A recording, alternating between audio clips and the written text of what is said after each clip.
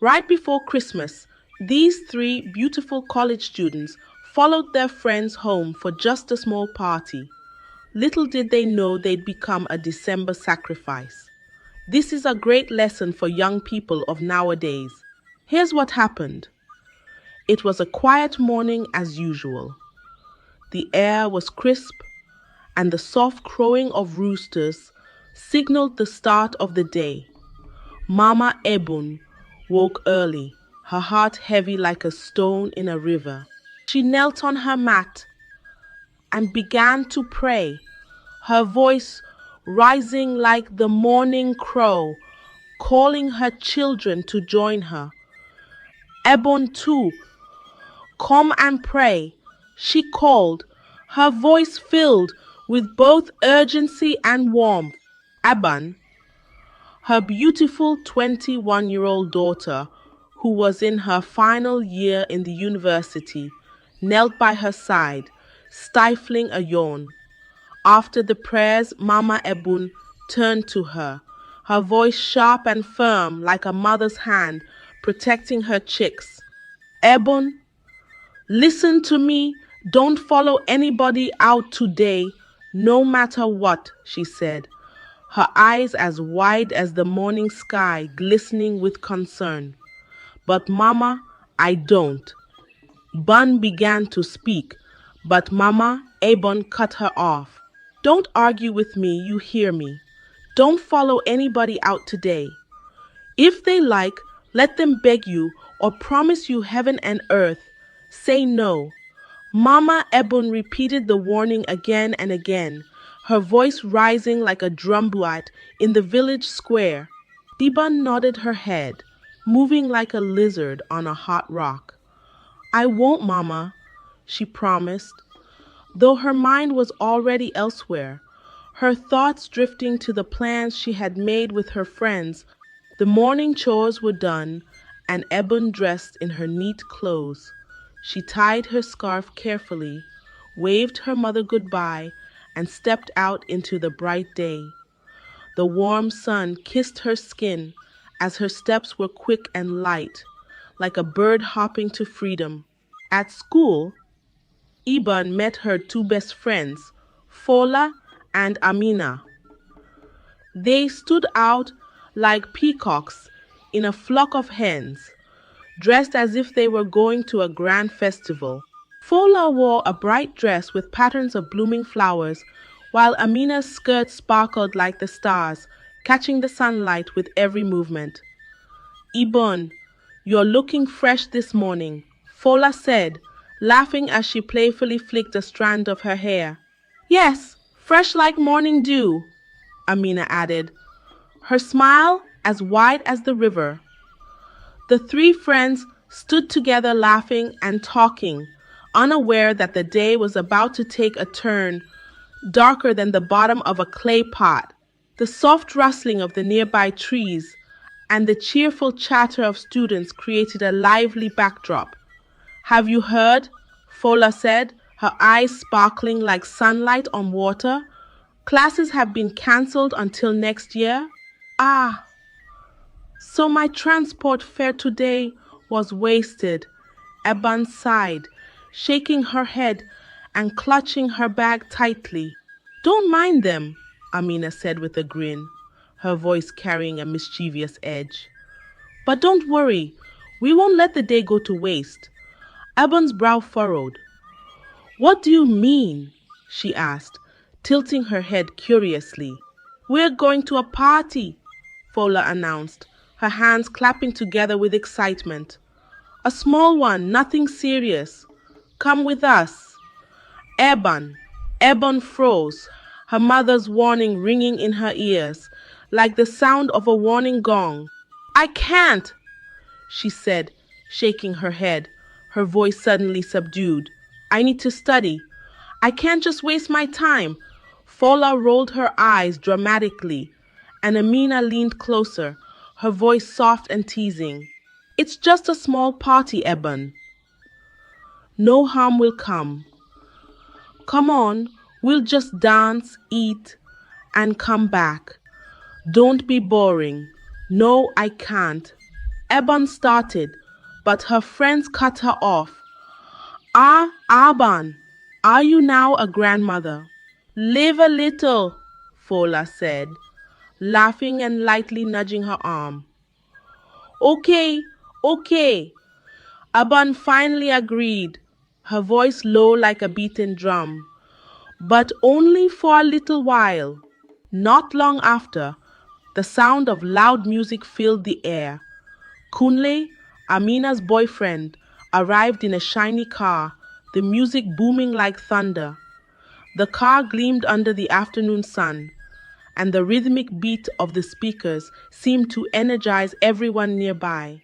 Raji and Bayo, his friends, were with him, their grins wide and confident, their clothes sharply pressed.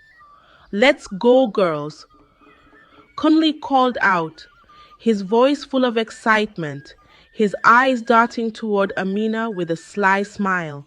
The girls climbed into the car, their laughter rising like birds into the sky. Eben sat quietly, her heart uneasy, but her friend's joy was infectious. The car sped off, the music loud, and the mood high as they headed toward what they thought would be a night of fun. The house was full of life, music blasting like the beating of drums during a festival. Laughter and cheers filled the air as people danced in pairs, their bodies swaying like trees in the wind. A faint scent of roasted meat and perfumes lingered, blending into the festive atmosphere. Iban, shy at first, soon found herself dancing with Bayo, while Fola was paired with Raji and Amina with Kunle. The friends laughed and danced, their joy bubbling over like palm wine in a full calabash. After a while, Kunle clapped his hands to get everyone's attention. Friends, it's time for a special treat. I have something planned just for us, he said with a grin that didn't quite reach his eyes. His voice carried a hint of something unspoken, but the group, fueled by excitement, didn't notice. Excitement rippled through the group as Kunle led them outside. The girls, giggling and curious, followed as he drove them to a nearby hotel. The table was already set, with plates of steaming food and bottles of drink shining under the soft light. Eat, my queens, Kunle said with a flourish, pulling out chairs for the girls. The girls ate and drank, their laughter echoing through the room like the melody of a happy song. Meanwhile, far away, Mama Eben sat in her market stall, her heart heavy like a sack of stones. Eben should have been back by now. She tried to call her, but the phone rang and rang with no answer. Why won't she pick up? Mama Eben muttered, her palms sweaty as she dialed again, her spirit restless like the wind before a storm. Back at the hotel, Eben's phone buzzed on the table, unnoticed in the noise and excitement. She didn't hear it. The music was too loud and the night too enchanting. But suddenly, the enchantment began to fade. Eben's head felt heavy, like someone had poured sand into it. Her vision blurred, and her legs wobbled. She grabbed the edge of the table, but the room spun faster and faster and faster. Fola slumped first, then Amina. Abon fought to stay awake, but her strength gave way, and darkness swallowed her whole. When Iban woke up, she was no longer in the hotel. The air was cold and smelled of damp earth. She looked around and saw cracked walls and broken windows. They were in an uncompleted building deep in the middle of nowhere. Her hands and legs were tied with thick ropes. She turned her head and saw Fola and Amina beside her, also tied and unconscious. Fear gripped her heart like the claws of a wild beast. Where are we? She whispered, her voice trembling like leaves in the Harmattan breeze. Wake up, Abon whispered urgently, nudging them with her elbow. Her voice trembled like dry leaves in the Harmattan wind. The girls stirred slowly, their eyes wide with fear, as they took in their surroundings. In front of them stood Kunle, Raji, and Bayo, their cheerful faces replaced with cold, emotionless stares. Behind them, an old man emerged from the shadows. His presence filled the room like smoke, choking and oppressive. He held knives of different shapes and sizes, their blades gleaming in the dim light. Beside him was a calabash, empty but waiting. Do not shout, Kunle warned, his voice low and dangerous. Aban and her friends began to cry, the tears falling like rain as they begged for mercy. But the captors didn't flinch. The old man's eyes burned like fire as he stepped closer, the air thick with the promise of evil. The room was silent except for the dripping sound of water from the ceiling. The old man stood tall, his eyes sharp like the blade of a hunter's machete. His voice, deep and strange, echoed in the darkness. Pick a knife, he commanded, holding out the gleaming weapons. Anyone who refuses will be flogged until their skin peels like yam. Ebon and her friends cried harder, their sobs filling the empty space. Please, we didn't do anything wrong. Fola begged, her voice trembling like a frightened bird. Silence! The old man bared his voice like thunder. He motioned to Kunil and his friends, who stepped forward with ropes in hand. The girls screamed and struggled, but the ropes held them tightly. The old man brought out a small black bottle filled with a dark, foul-smelling liquid.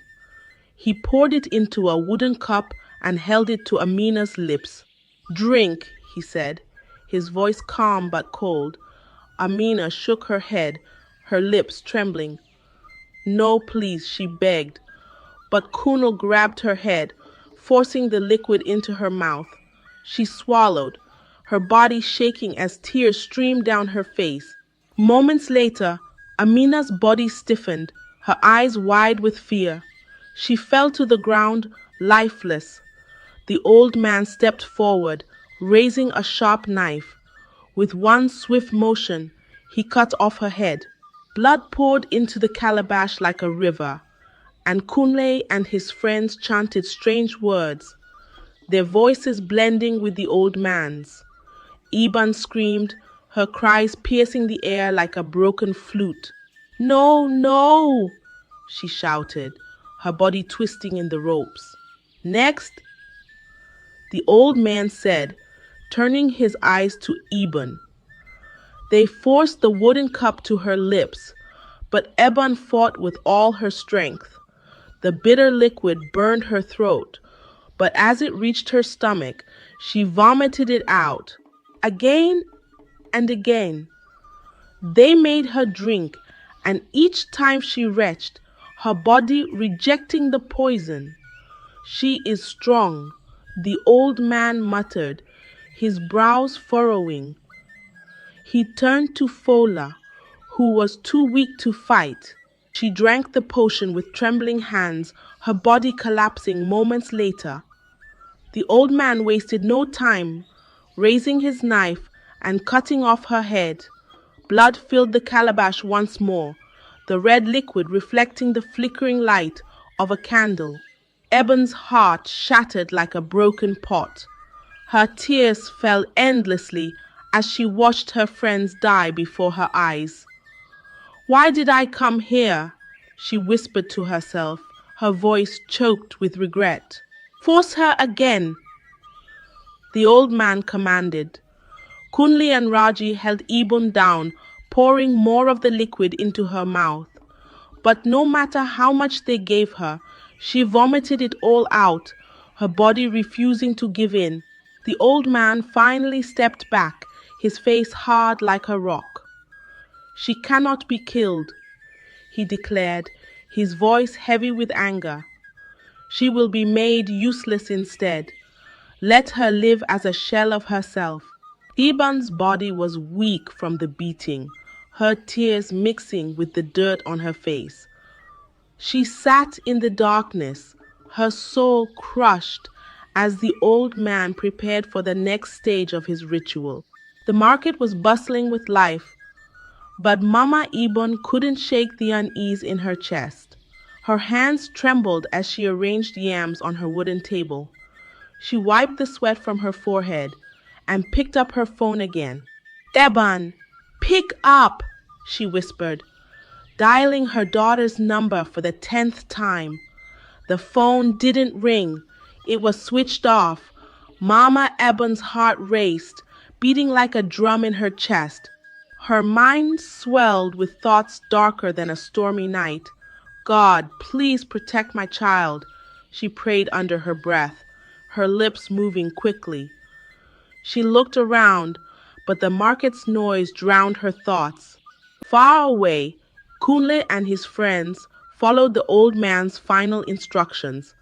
Ebon, barely alive, was dumped out of the car by the roadside opposite the market.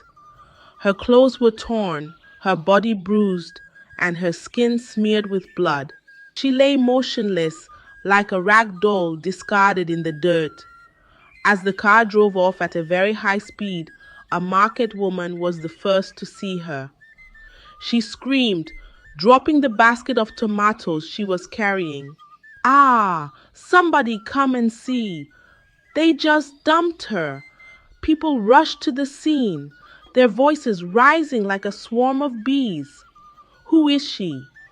What happened to her? They shouted, their faces filled with fear. Mama Ebon's stall was close to the roadside. She heard the commotion and ran toward the crowd, her feet moving faster than they ever had before. When she saw the girl lying there, her knees buckled, and she let out a wail that pierced the heavens. Ebon, my child. Ebon opened her eyes weakly. Her voice was faint, like a whisper carried away by the wind. Mama, she managed to say before collapsing into Mama Ebon's arms. Mama Ebon's tears flowed freely as she cradled her daughter. Her once bright Ebon was now a shadow of herself, her body battered and her spirit broken. Without wasting a moment, Mama Ebon lifted her daughter, her strength fueled by desperation. Make way, she shouted, pushing through the crowd. She carried Ebon straight to the prophet's house, her mind racing with prayers. God, don't let my child die. Please, don't let this be the end, she whispered, her voice trembling as she approached the prophet's door. The prophet, a man with a long beard and eyes that seemed to see beyond the physical, opened the door before she could knock. Bring her in, he said softly, his tone calm but serious. Mama Ebon laid Ebon on the mat, her hands shaking as she explained what had happened. The prophet nodded, his eyes scanning the fragile girl before him.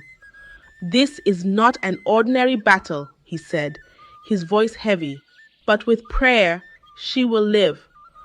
Mama Ebon knelt beside her daughter, her hands clasped tightly.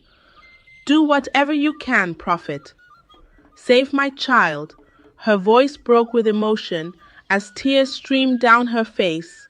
Outside, the crowd murmured, their whispers spreading the story of the bloodied girl found by the road.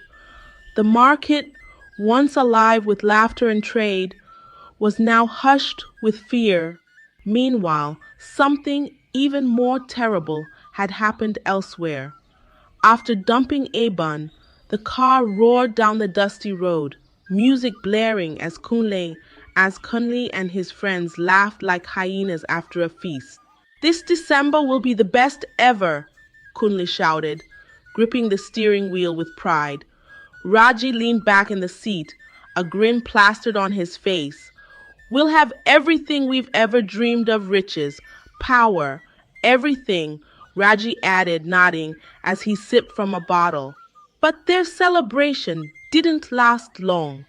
Just 3 minutes from the market, the car sped around a bend, and out of nowhere, a massive truck loomed in front of them like a wall of doom. The crash was sudden and brutal, like thunder striking the earth. The car crumpled like paper, its music silenced forever. Raji died on the spot, his body lifeless in the wreckage. Kunle screamed in pain as blood poured from his legs, now crushed beyond saving. One of his eyes was gone, leaving his face disfigured. Bayo groaned, his arm severed, hanging limply as he cried out in agony. News of the accident spread through the town like wildfire. Whispers turned to shouts as people connected the dots. "It's them," someone said.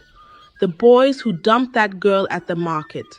Their evil deeds have caught up with them," another muttered, shaking his head. Back at the prophet's house, Ebon lay on a mat, her breathing steady but weak. Mama Ebon sat beside her, watching as the prophet prayed and placed herbs on her wounds. Slowly, Ebon's eyes opened, and she began to speak in a broken voice, like a bird with a wounded wing. "They killed them," she whispered, tears rolling down her cheeks. "Fola and Amina, they cut off their heads. I, I, I should have listened to you, Mama." Mama Ebon's heart broke anew as she listened to her daughter's harrowing tale. The prophet placed a hand on Ebon's forehead and spoke softly. "Her recovery will be slow, but she will live. The scars of the soul may never fade, but she is strong."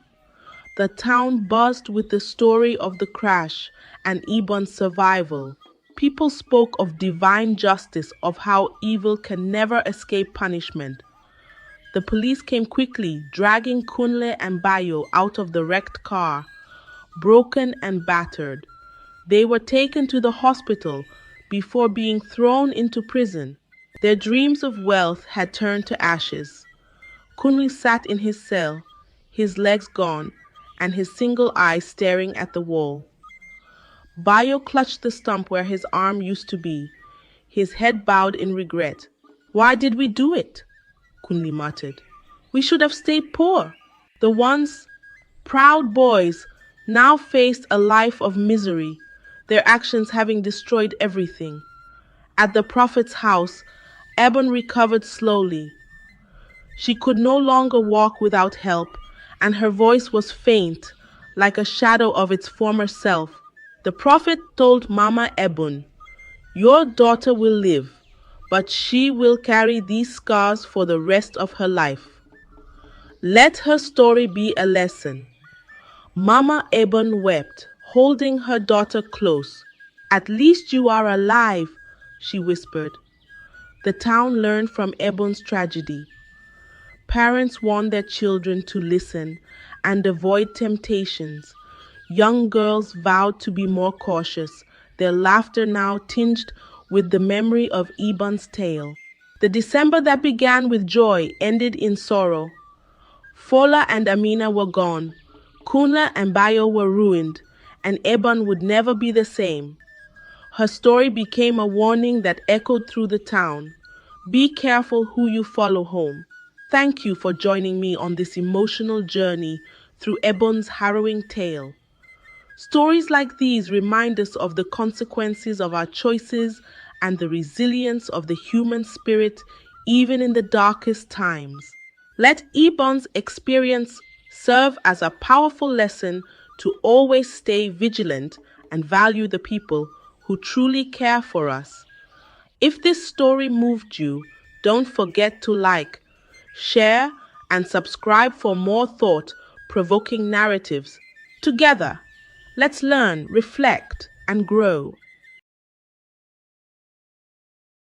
Kimi was very pressed after she finished eating her food and urgently needed to ease herself, so she asked the waitress where the restroom was located.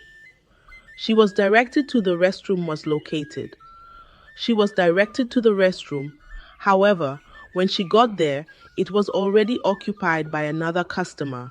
Kemi, who couldn't hold it any longer, noticed a swinging door that led to the kitchen.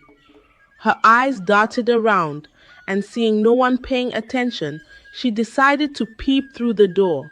When she peered through the swinging door, she couldn't make much sense of what she saw, so out of desperation, she went through the door into the kitchen. What she saw shocked her to the bones and made her want to vomit. Everything was dirty and irritating. There were a lot of dirty dishes piled up beside the cooking area, some of which had food scraps still stuck to them, giving off a pungent smell. Raw meat was left out in the open, with dozens of flies perching on it, buzzing continuously. The women who were cooking the food had dirty hair tied up in disheveled scarves, and their white aprons were stained with all sorts of things, oils, sauces, and even what looked like bloodstains from the meat. It looked as if those aprons hadn't been washed for a very long time. The whole floor was sticky and filthy, with puddles of murky water and leftover food scraps scattered around, and there were rats roaming freely all over the place, scurrying in and out of sight. Then Kimi saw the chief cook, a very fat dark woman wearing a sleeveless gown. Her teeth were very brown, stained from years of neglect, and the hair on her armpits was bushy and disgusting. Kemi watched as the fat woman scratched her dirty armpit with the spoon she was using to cook and still used the same spoon to stir the soup without washing it. Kemi felt her stomach churn violently. Kimi felt utterly disgusted and almost wanted to throw up. She held her stomach with one hand and used the other hand to cover her nose and mouth because the smell and odor in the kitchen were unbearable. She quickly turned around, pushing through the swinging door to get back into the restaurant, feeling disappointed and irritated at the same time. When she stepped outside, the fresh air hit her face, and she rushed over to a corner, bending over to a corner, bending over to vomit everything she had just eaten. She couldn't believe what she had just witnessed. Kimi grew up buying food from different restaurants because she was too lazy to cook at home. She knew all the best and latest restaurants and buka joints in the state and had eaten at each one of them. Every night, she would pick a new restaurant to patronize, priding herself on knowing the best spots in town. Her friend, Amaka, would often try to advise her against eating out all the time. Amaka would say, "Don't you know it is cheaper and safer to buy things at the market and cook for yourself? Why do you always prefer to waste money on buying cooked food outside the house?" But Kemi refused to listen because she didn't see anything wrong with buying food outside. She was already used to eating out because that was how she was brought up. When she was still very little, her parents were always busy with work and business, so they didn't have time for the children or chores at home. Mr. and Mrs. Adebayo were fortunate to have 3 children, whom they named Kemi, Chidi, and Ngozi. But as soon as the children started going to school, their parents stopped giving them the needed attention. Whenever they were going to school in the morning, their parents would give them money to buy food at school. When they returned home in the afternoon, they would have to buy lunch from a nearby food vendor. At night, they would buy dinner and eat before their mother and father returned from work. Kemi, the eldest daughter, took up the role of a mother in the home. Kemi couldn't cook because her mother didn't teach her. Their father was a well-known driver who traveled a lot, hauling goods across different states. Most times, he would be on the road away from home for 2 or 3 months He wasn't bothered about home. All he cared about was the financial aspect of the family. Their mother was a full-time businesswoman whose shop was located in the heart of the market, so she was always busy from dawn to dusk.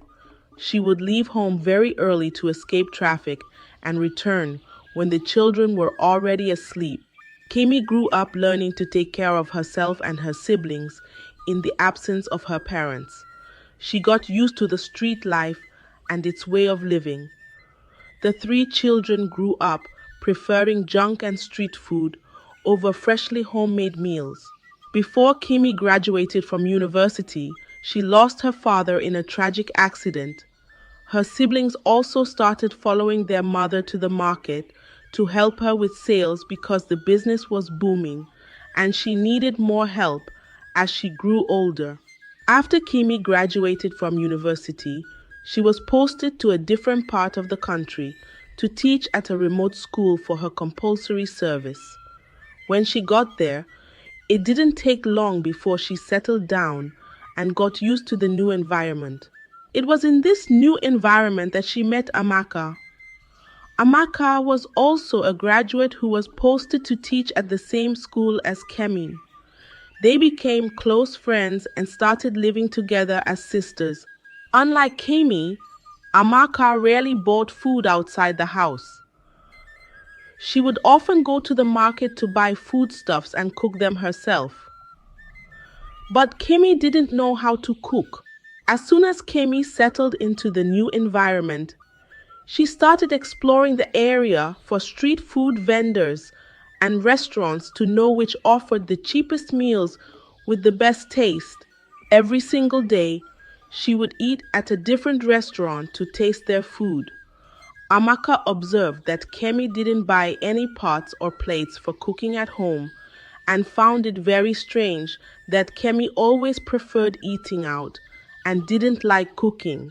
One day, Amaka told Kemi, "Don't you know it is safer and cheaper for you to buy things at the market and cook for yourself? Why do you always prefer to waste your money on buying cooked food from outside?" Kemi got offended and answered rudely, "Is it your money? Have I ever asked you for money? How is my life choice your business?" Amaka felt she was trespassing, so she apologized to Kemi and told her she was simply trying to look out for her. But no matter what Amaka said, it didn't change Kemi's habit of buying and eating food outside. One fateful day, Kemi and Amaka were on their way back from work when a very handsome and rich young man approached them. "Hello, good afternoon. My name is Tunde," the man said. He asked to speak to Kemi privately and told her he liked her. They exchanged numbers and started talking often over the phone. Tunde was a businessman who owned many branches of his company across the country. He would often take Kemi out to fancy, expensive restaurants, and it didn't take long before Kemi fell in love with him. However, one day, Tunde decided to visit Kemi at her home. Kemi welcomed him warmly and bought him a soft drink. As they were talking, Tunde's stomach started grumbling, and he told Kemi he was very hungry. He requested that Kemi cook for him because he wanted to taste her food. He even offered to take her to the market to buy some ingredients. But to his greatest surprise, Kemi told him, "It's a waste of time to cook food. Why don't we place a call to one of those fancy restaurants and order a delicious meal instead?" Tunde refused and insisted that he wanted to taste Kemi's cooking. When Kemi realized that Tunde was very serious, she opened up and confessed, "I'm sorry, Tunde, but I can't cook." Tunde was surprised. Kimi was a very beautiful and classy lady, so he found it very strange that she couldn't cook. He became very disappointed and left Kemi's house abruptly. When Amaka came back home, she found Kemi lying on the bed, looking very sad. She was concerned and asked what the matter was, but Kemi refused to open up to Amaka. Instead, she lied that she had lost some money, and that was why she was sad. She didn't want Amaka to mock her because Amaka had been warning her against buying food outside for a very long time.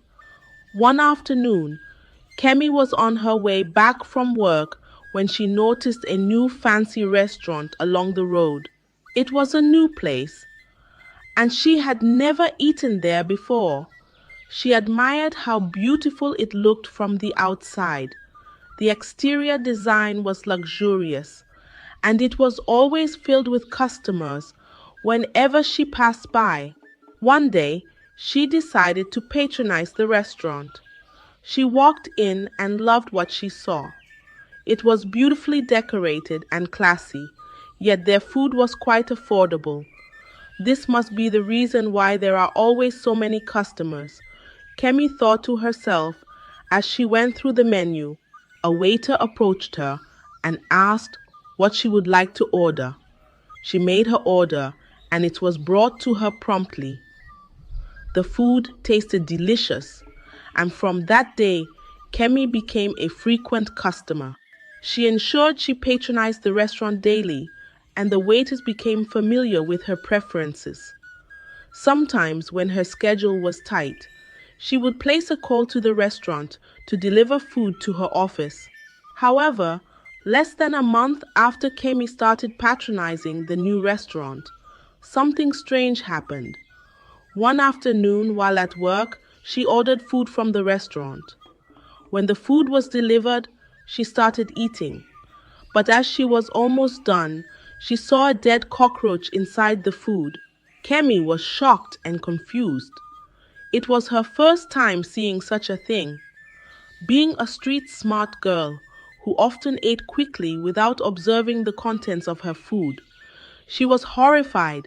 She couldn't finish the meal and threw the rest away. Still, she foolishly dismissed it as a mistake. A week after the incident, Kemi fell seriously ill and was admitted to a hospital. She had a severe fever and diarrhea that almost took her life. After the doctor's diagnosis, he told her the illness was caused by a strange bacteria commonly found in very dirty places. Always make sure your kitchen and cooking environment is clean, the doctor warned. You're very lucky you were admitted on time. This illness is so dangerous, it could have killed you in days. Kemi thanked the doctor before being discharged and placed on medication. When she got back home, Amaka became her caregiver. Amaka would cook and ensure Kemi ate nutritious meals. But when Kemi fully recovered, she reverted to her old habits of buying food outside. To make matters worse, she continued patronizing the same restaurant where she had found the cockroach. It didn't take long before she fell sick again and had to visit the hospital for a second time. However, it was after her third illness that Kemi decided to investigate why she was always falling sick after eating at the restaurant. The restaurant looked neat and luxurious from the outside, and she felt there was no room for dirt in such a place. One fateful weekend, Kemi went to the restaurant in the afternoon. She ordered her usual meal, but this time she didn't eat it quickly like she used to. She carefully observed each portion of rice she scooped, ensuring it wasn't contaminated. When she was done eating, she pretended to be pressed and asked the waiter to point her in the direction of the restroom. When she got to the restroom, it was already occupied, so she decided to use the opportunity to look around the restaurant. As she ventured further down the hall, she noticed a swinging door that led to the kitchen. She peeped through the door and was shocked by what she saw. The kitchen was filthy. There were a lot of dirty dishes piled up beside the cooking area. Raw meat was left out in the open, with dozens of flies perched on it. The women who were cooking had dirty hair, and their white aprons were stained with all sorts of things, It looked as if they hadn't been washed in months. The floor was covered in filth, and rats were roaming freely all around. Then Kimmy saw the chief cook, a very fat, dark woman wearing a sleeveless gown. Her teeth were brown, and the hair on her armpits was bushy and disgusting. Kemi watched in horror as the woman scratched her dirty armpit with the same spoon she was using to stir the soup. She didn't even bother to wash the spoon afterward. Kemi felt like throwing up. She quickly ran back to the restaurant and sat on her chair, pretending like nothing had happened. Her stomach churned as she realized that many other restaurants might be the same way, even the ones she considered very clean and trustworthy. She thought about all the restaurants she had visited and the countless meals she had eaten. She began to wonder if they were all the same. When Kemi got home, she was deeply ashamed of herself. She wished she had listened to Amaka's advice in the past. That day, she made a decision she would start making her own meals. Kemi cleaned out her kitchen space, went online to learn how to cook, and then headed to the market to buy cooking utensils and ingredients. When she returned home that evening, Amaka was shocked to see Kemi in the kitchen. Amaka quickly changed into her house clothes and joined Kemi. Together, they prepared a meal.